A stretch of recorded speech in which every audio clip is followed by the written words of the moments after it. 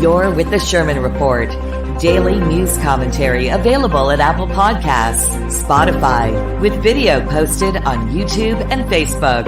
Here's Peter Sherman.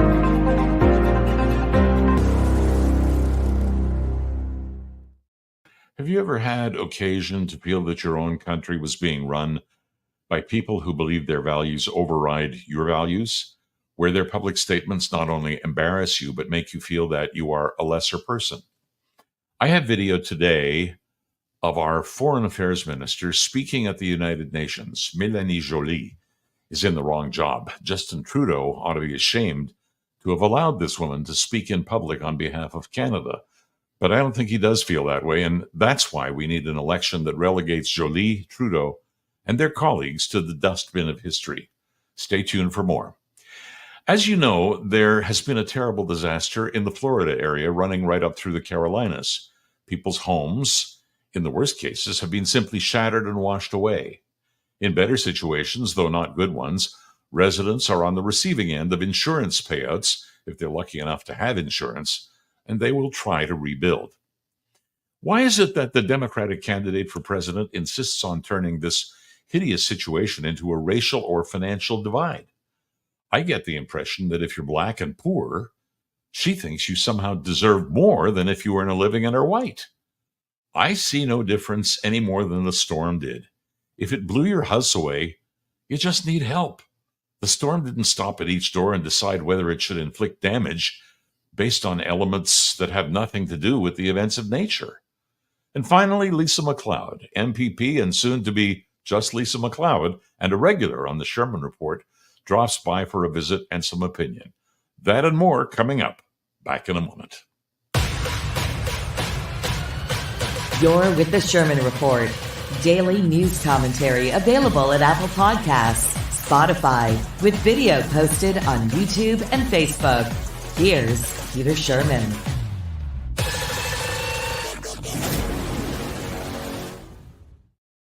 My morning routine these days includes reading several newspapers and going through social media postings. No, not the kind that say I love Trump, I hate Trump. I look at stories that feature video mostly, video that I can show you to illustrate something that I think I may want to talk about for hopefully your benefit and information. This morning, I found a theme prevalent with women in authority positions, and I didn't like it. I don't think it was particularly the feminine aspect as much as it was the lens through which these particular women appeared to be viewing their little pieces of the world. And by the way, their little pieces of the world are anything but little. First came Melanie Joly. She's Canada's Foreign Affairs Minister, whom I might say should be as far away from that job as it's possible for her to be. I'm not certain, but honestly, I think I might detest this woman. I have said before that I am Jewish. I am a Zionist. My allegiance is absolutely to Canada. My heart is with Israel. In this clip, Joly states unequivocally that Israel is against a Palestinian state. And if that's true, Melanie, and I'm calling you Melanie because you're not worthy of any honorific in that position. So if that's true, Melanie, how do you explain Israel having offered the Palestinians a two-state solution over half a dozen times over the years, and being rebuffed over half a dozen times? The Palestinians are very clear. They indeed do want their own country, and it is Israel, only Israel, devoid of Jews, who will, if given the chance, all be murdered, all of them. And given further chance, so will all of us. The government of Israel is against the creation of a Palestinian state. Violence against Palestinians by extremist settlers and expansion of settlements by Israel in the West Bank continue unabated. And this is unacceptable. Canada supports the creation of a Palestinian state. That is why we are providing security and development support to Palestinians themselves. We will officially recognize the state of Palestine at the right time, when it is the most conducive to building a lasting peace, and not necessarily as the last step of a negotiated process. So is Melanie so obtuse as not to see the option to which she refers has been on the table many times? Israel has even tried to assist in creating the beginnings of such a state in Gaza, only to have the revenue generating infrastructure in Gaza smashed only because it was built by Jews. And on the subject of Jews, Palestinians and their supporters alike want to avoid all things Jewish. But hey, cell phones, laptops, even those polio injections recently administered in Gaza, they're all stamped Jew in terms of the composition and the background of those items, and so many more. Why not just reject them? Oh, because they're useful. Melanie is also selective on the question of rights. She talks of rights in Canada. Here. Is a country based on the rights and freedoms that are enshrined in our constitutional charter. A core reason Canada is a prosperous society is that beyond offering the freedom to pursue a better life for you and your family, it is also a way for us to provide freedom from the barriers that prevent you from enjoying a better life. Freedom from fear, violence, intimidation, and discrimination.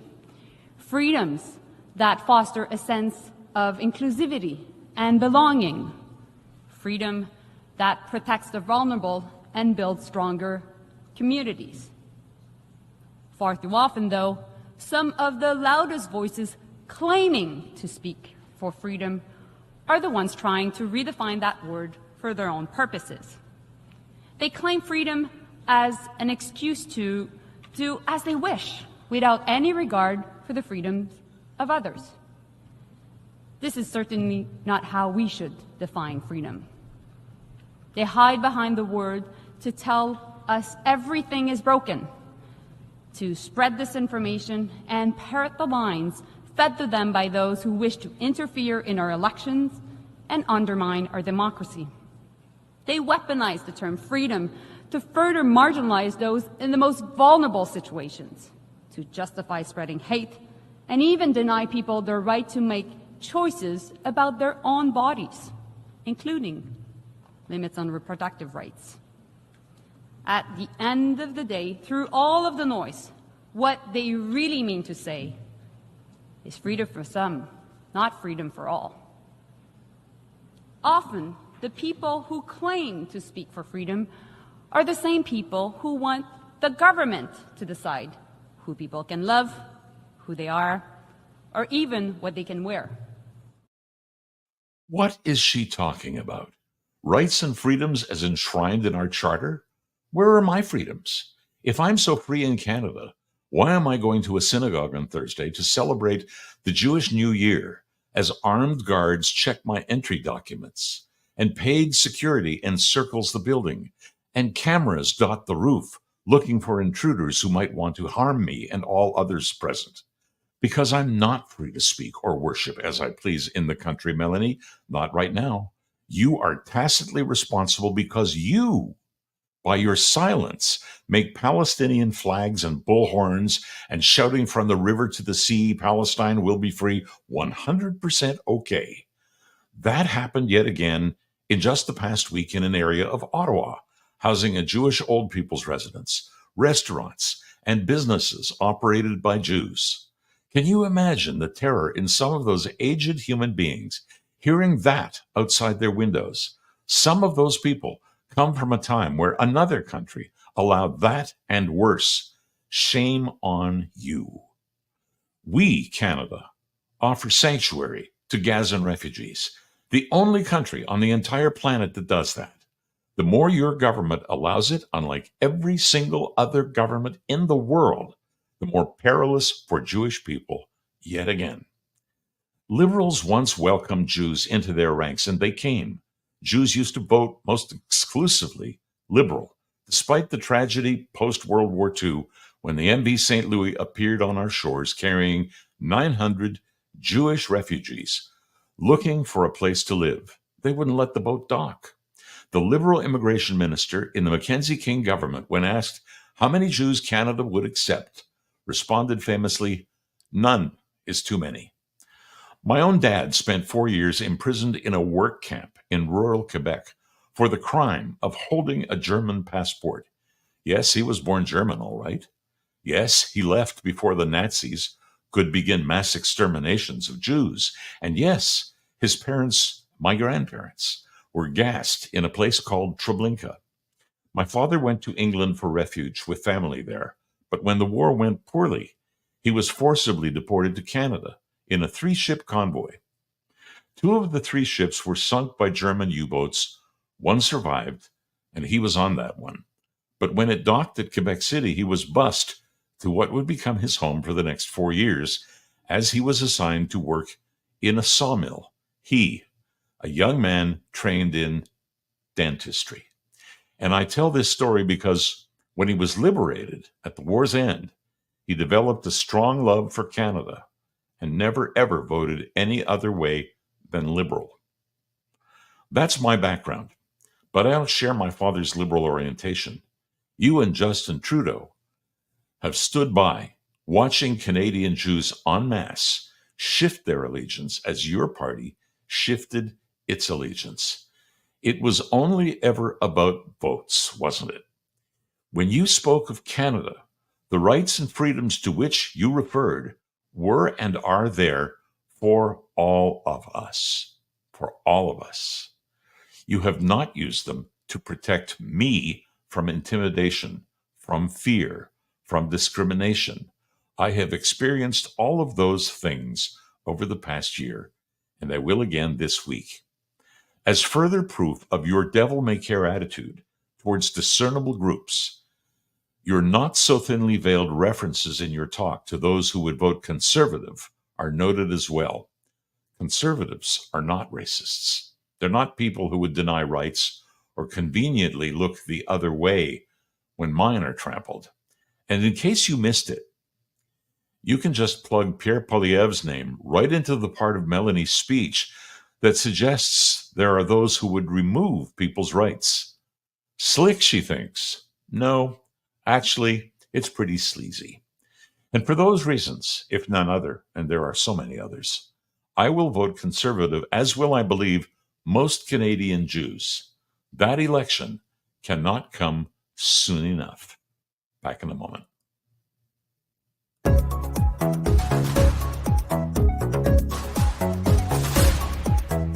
Now, the Sherman Report continues.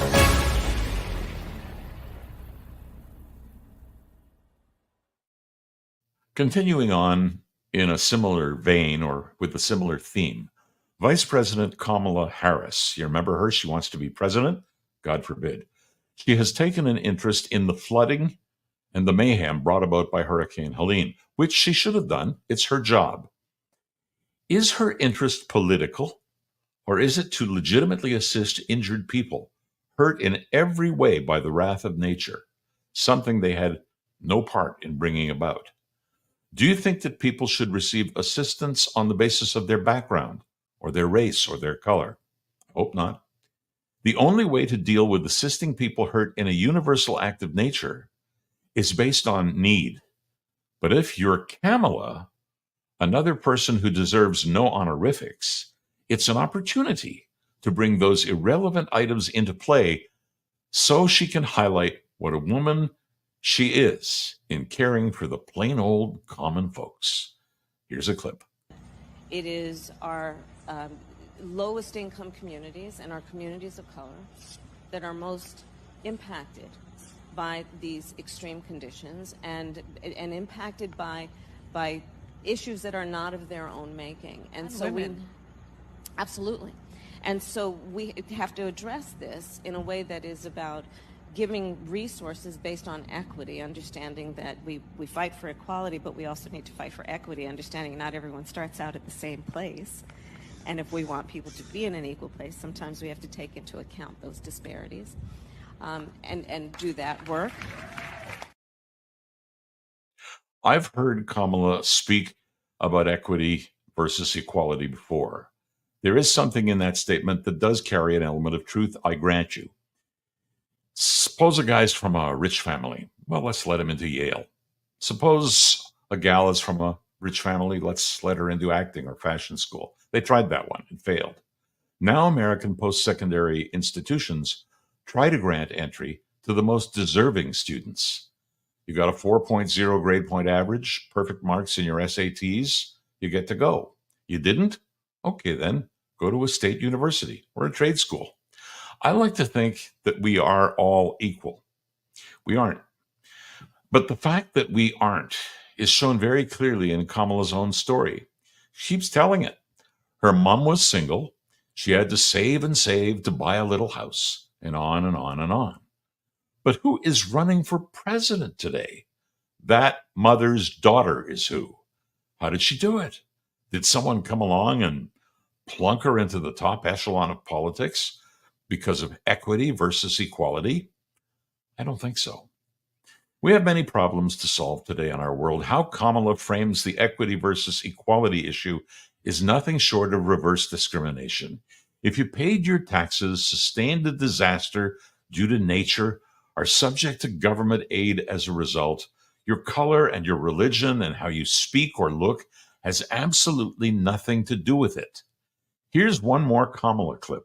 Translation: we need equality of results. That's what she's really saying. Equality of results are not natural and are indicative of belief in a woke world. Listen. But not everyone starts out from the same place. Some people start out on first base, some people start out on third base. And if the goal is truly about equality, it has to be about a goal of saying everybody should end up in the same place. And since we didn't start in the same place, some folks might need more.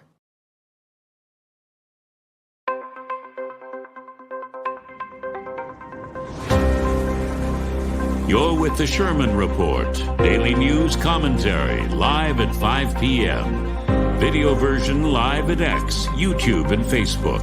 Here's Peter Sherman.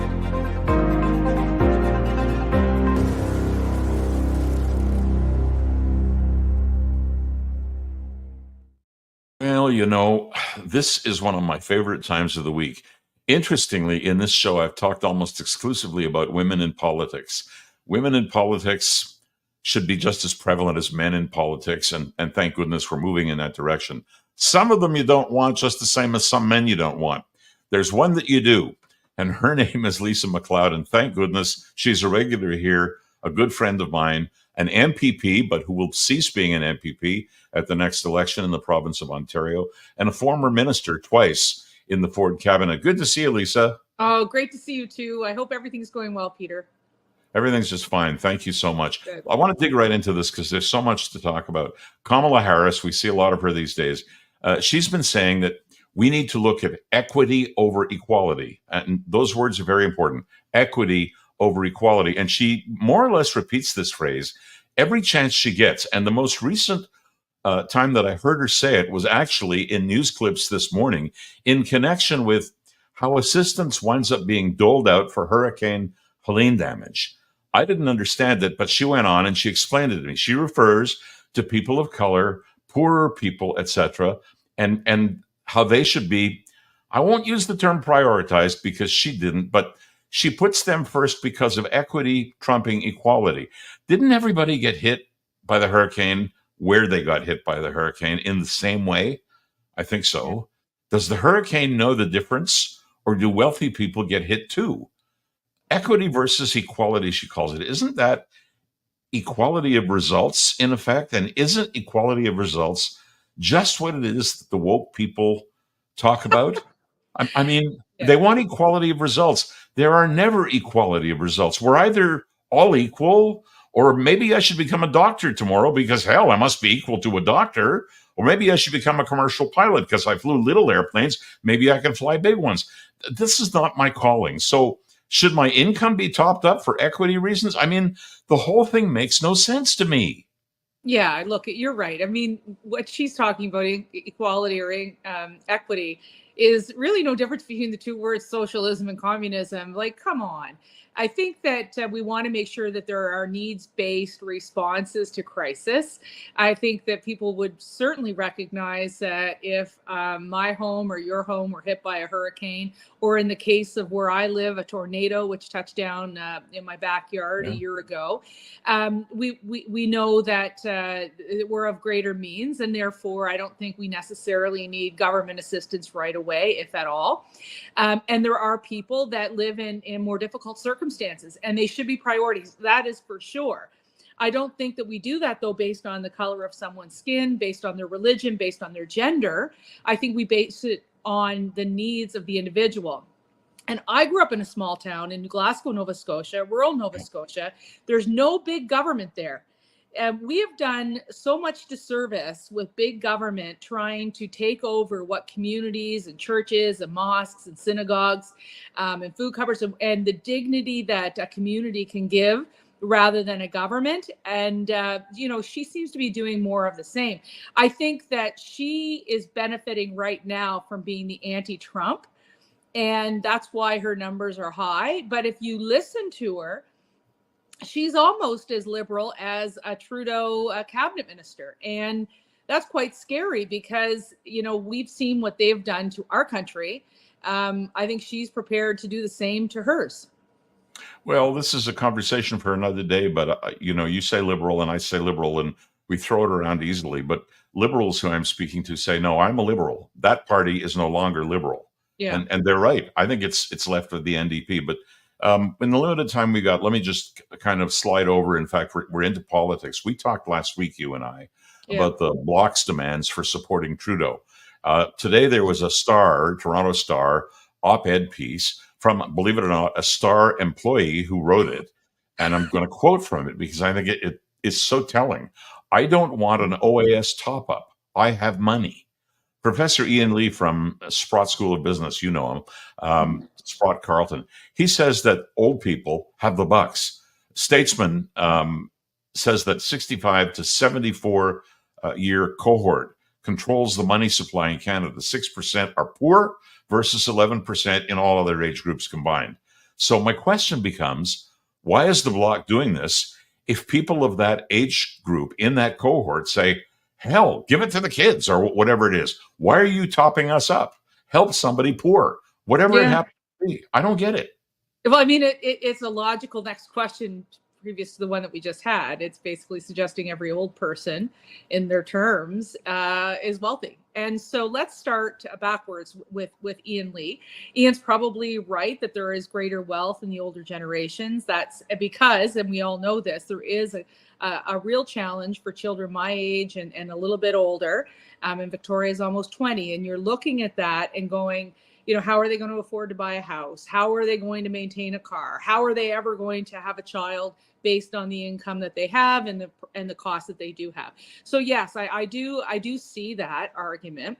I think second, the Star employee, like I take what the Star writes as a grain of salt anyway, and I never used to be that way, but I think they really dig it in to this ideology, which I think is too bad for a newspaper.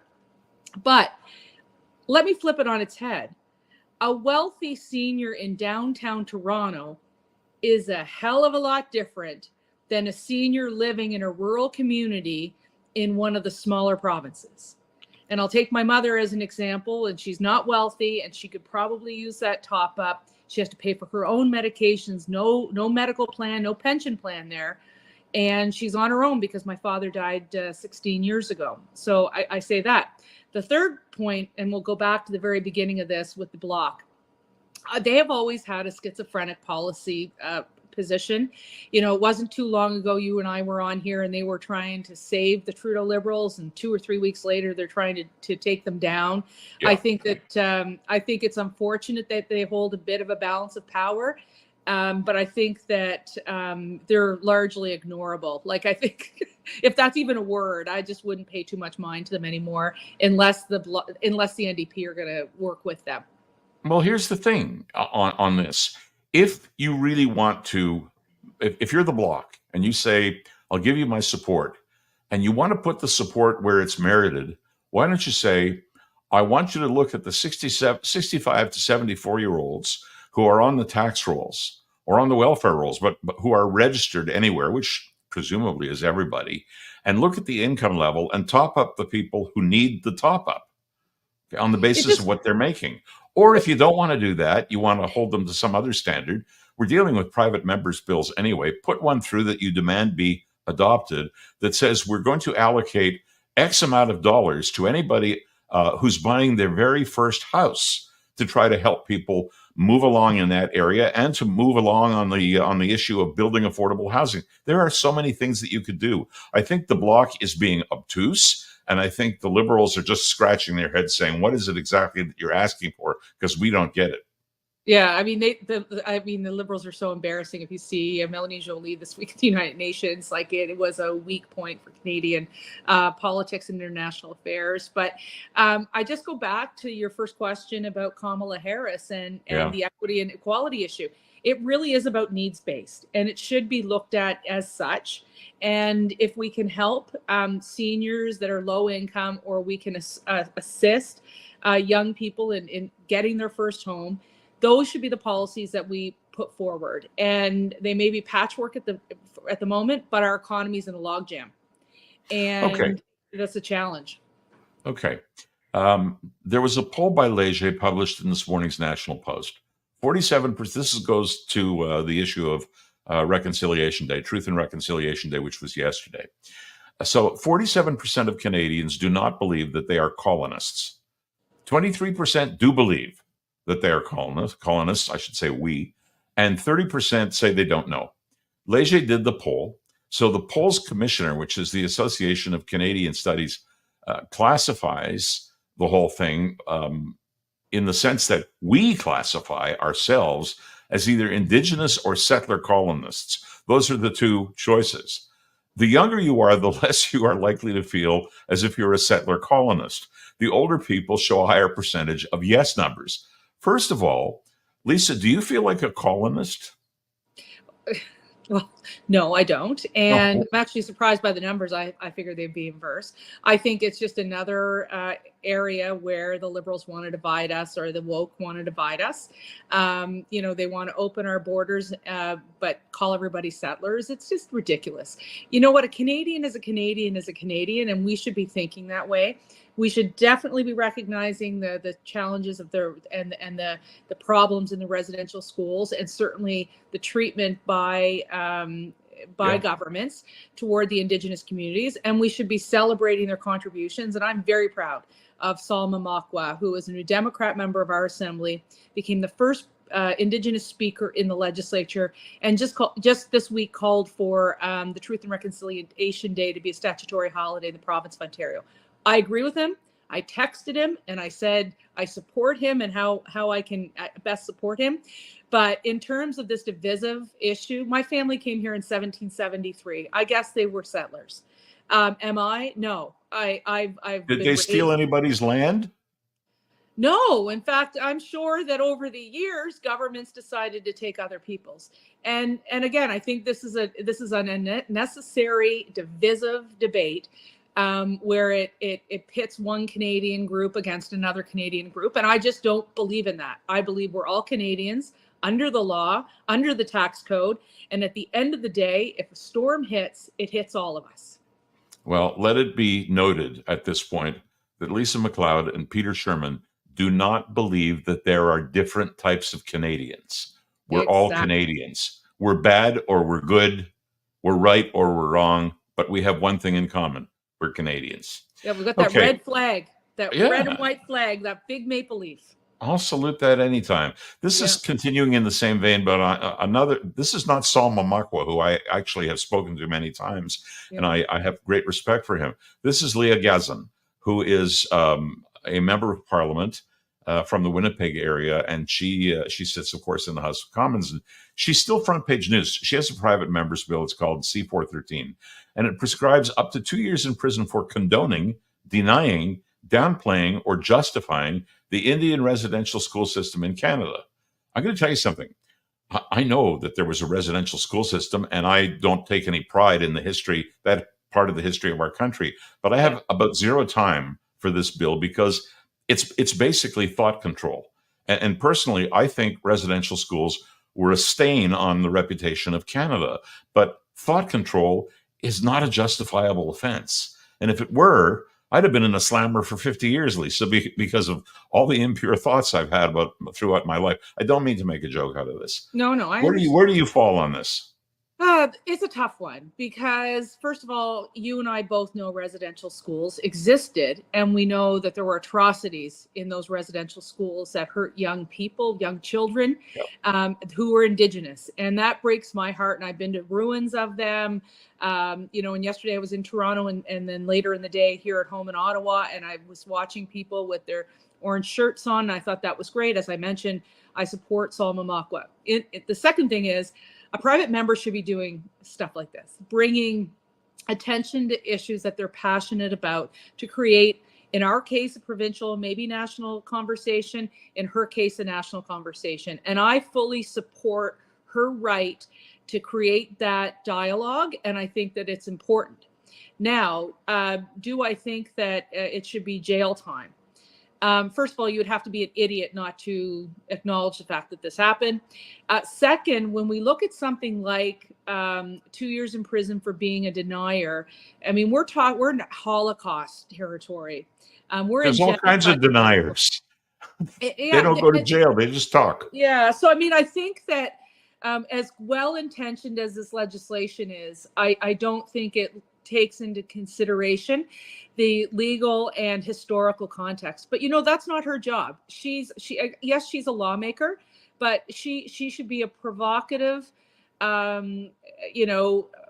opinion leader in her community and with her stakeholder group. And I have no problem with that. I don't agree with it, but that's not because I disagree with her premise of raising the stakes in the debate. And I think that, again, you'd have to be a fool not to acknowledge you'd have to be a fool to deny that we had residential school system and they were atrocity. And I'm not trying to suck and blow on this, but at the end of the day, you and I have enjoyed our opportunities with private members' bills because we were able to bring something forward we fully believed in. And it didn't matter if other people believed in it. It was something we felt when we got elected with that podium and the microphone in front of us, what was important to our debate. So good on her. I don't agree with her, but good on her. I guess I have to say the same thing. I've been talking about this on and off for a week, and I've said this is thought control. I still think it is. And I think you make a valid point, which I agree with. And that is, if you want to have focus on something that's going on in your community that really bugs you, that's what private members' bills are about. I don't think she expects this to be passed as written any more than I do. But if she's brought some focus onto residential schools and what a stain they were, good on her. If this passes, bad on us. Lisa McLeod. It's just before you go, what the biggest issue in legislatures and in parliament now is everyone has to think and say the same things and talking points. And one of the reasons I'm actually happy that I'm moving on and doing something else in my life is I actually want to be able to have opinions that matter and make change. And I'm thinking these days, as we become so leader-centric, it's impossible when you're in government to be an agent of change unless you're a minister. Lisa McLeod, always a pleasure. Thank you so much. And we'll see you again next week. Thank you for having me. I enjoy this every week. Okay, me too.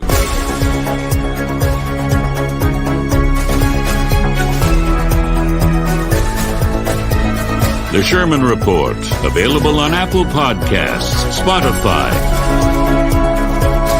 and the video version at YouTube, Facebook, and always at petersherman.com. Thanks for listening to The Sherman Report. If you'd like to connect with Peter directly, just go to petersherman.com.